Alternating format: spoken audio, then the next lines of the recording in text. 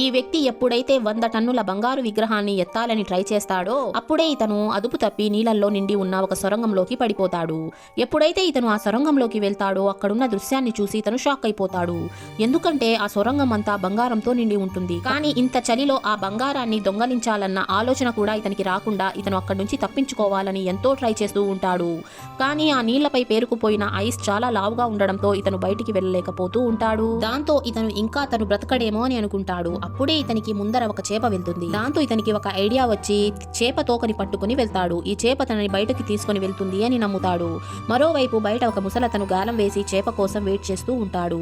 అప్పుడే గాలం ఫాస్ట్ గా కదలడంతో పెద్ద చేప దొరికిందేమో అనుకుని ఇతను చాలా ఆనందించి ఆ గాలాన్ని లాగడంతో అది విరిగిపోతుంది. దాంతో నీళ్ళల్లో ఉన్న వ్యక్తి ఇంకా తను తప్పించుకోలేడేమో అని అనుకుంటాడు. అయినా కూడా ఇతను డిమోటివేట్ అవ్వకుండా ఫిష్ హోల్ దగ్గరికి వెళ్లి హెల్ప్ కోసం అరుస్తూ ఉంటాడు.